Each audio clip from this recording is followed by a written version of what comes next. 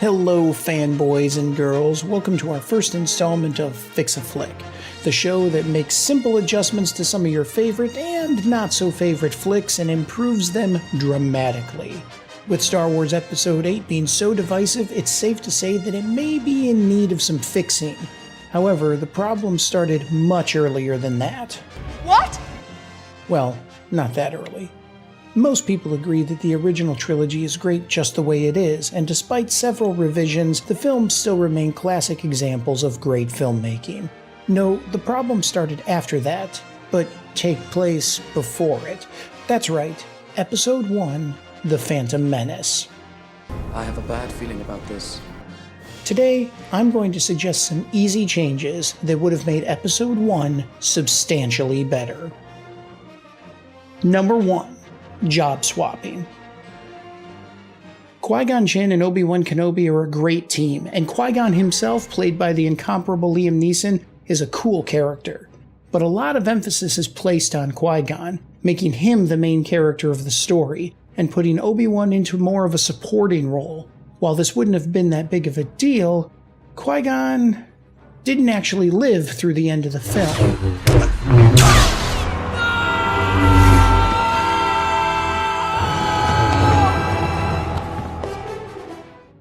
I suggest that you keep the opening basically the same, but when the two of them separate on Naboo, let it be Obi-Wan that runs into Jar Jar and rescues him. Let it be Obi-Wan who is sent to secure the parts the ship needs, while the more experienced Qui-Gon stays behind to defend the Queen. Let it be Obi-Wan that discovers Anakin Skywalker and sees the amazing potential in him. Let it be Obi-Wan that makes the high-stakes bet on Anakin's abilities as a racer. Let it be Obi-Wan Kenobi that implores the Council to train Anakin as a Jedi, and when they refuse, defiantly suggests that he himself train him, despite his young age and lack of experience. All of this is far more in keeping with the elderly Obi-Wan Kenobi we meet in A New Hope. Also, it wouldn't hurt to throw in a line about how Obi-Wan was originally trained by Yoda and was simply mentoring or interning under Qui-Gon. That way this statement would actually make sense. There you will learn from Yoda, the Jedi Master who instructed me. And Number 2, age discrepancies. While it isn't necessarily odd that a woman would fall in love with a younger man, most can agree that Padme meeting a 9-year-old boy and falling for him a decade later was a little stretching it. The romance comes off as forced and more than a little creepy, like dating a kid you used to babysit. Well, you know, it wouldn't have to be that way. We could keep it a secret.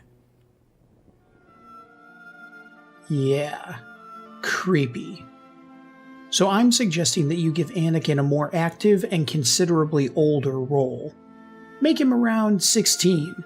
This is the perfect rebellious age for him. He could be a little cocky. It's not impossible. I used to bullseye womp rats in my T-16 back home. They're not much bigger than 2 meters. Arrogant. Why didn't you outrun him? I thought you said this thing was fast. Watch your mouth, kid, or you're gonna find yourself floating home. And a little full of himself. You'll find I'm full of surprises.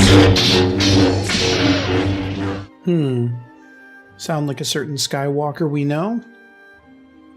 What this does is allows actual flirting between Padme and Anakin, and builds a romantic interest that isn't forced while also making Anakin's actions more purposeful. An older Anakin might have a great command of the Force and not even know it. You might see a shot of him reaching for a wrench that comes to him without his knowledge, or actually slapping the console of his fighter and telling it to start, giving a subtle nod to his untamed power. Start! I was lucky. The youthful Anakin isn't skillful as much as he is lucky. Plus, if a 9-year-old doesn't know how to read, you don't say that he's a lost cause, you say he's got to catch up. This should be the case with a 9-year-old Anakin as well. An older Anakin adds credence to this plot point. He is too old.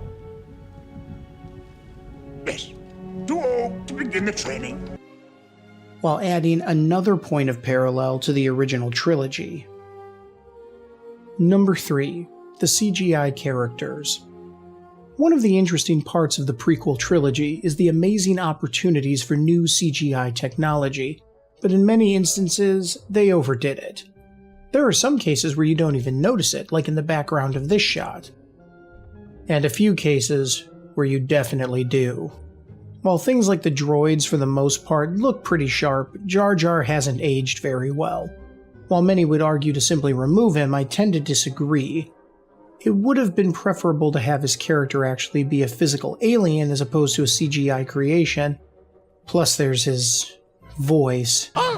The issue with Jar Jar isn't his bumbling nature. There are many examples of that throughout the entire Star Wars series. The issue is that his high-pitched voice is hard to listen to after a while, and his strange accent doesn't make him any easier to understand. Even if he remained an animated character, a more normal voice and accent would have been a decided improvement, though I still contend a physical character would have been better. Number 4. Family ties. While there are a lot of plot points being covered in this film, a little less time could have been spent on Senate hearings and a little more devoted to Anakin's family. While we get to know his mother a little, we don't really get to know anything else about Anakin's friends or family, other than his best friend is named Kickster, for some reason, and he seemingly has no father, being born of the Force or some nonsense that never gets played out.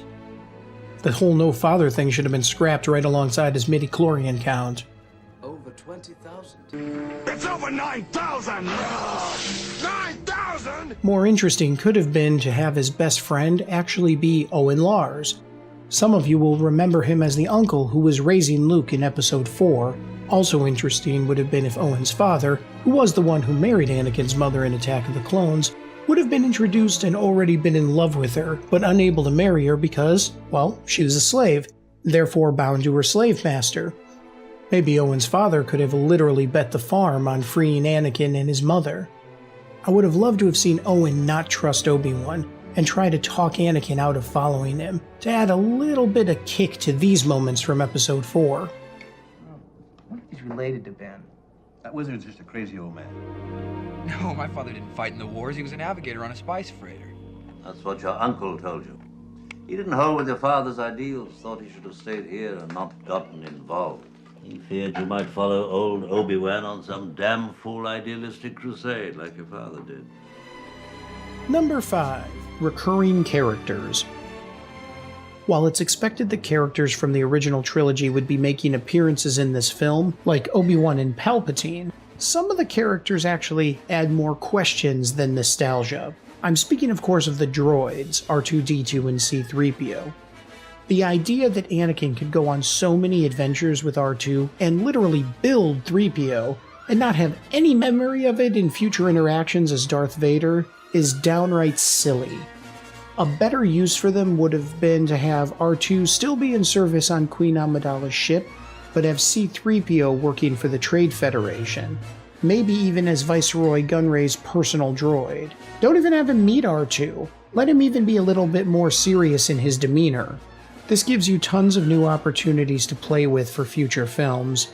This frees up Anakin to have built his own droid as an original character.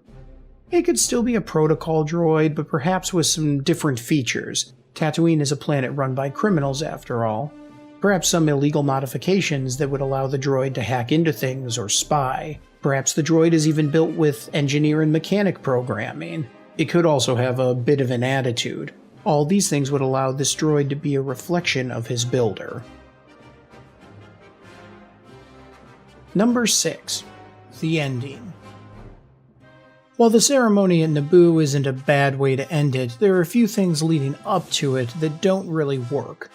Firstly, Anakin does a lot of things by accident. He stumbles into a space battle and bumbles through destroying the droid control ship, a series of accidents that had a fortunate outcome, but not really the makings of a hero. This whole event should have been more purposeful. Rather than Qui-Gon telling Anakin to run and hide, Obi-Wan should have told him to stay close, and if he sees an opportunity to help, do so. He should have made a purposeful decision about flying out and joining the fight, as well as a purposeful decision to fly into the enemy hangar and wreak havoc. And while the Obi-Wan and Qui-Gon vs. Darth Maul sequence is amazing, Maul should have lived, for reasons I'll go into in a later video maybe.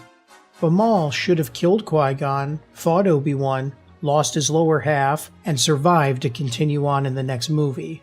While many who are fans of the Clone Wars will argue that he does survive, I need to remind them we're talking about the movies, not the TV shows. The whole thing should then culminate in Obi-Wan having a debate with Yoda about Anakin's future. Yoda argues that while he doesn't want Anakin trained, the Sith have returned, and they need to pull him in so that the Sith don't.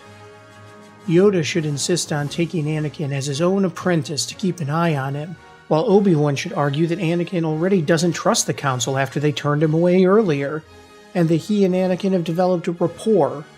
Ultimately, Yoda would have no choice but to concede. And there it is.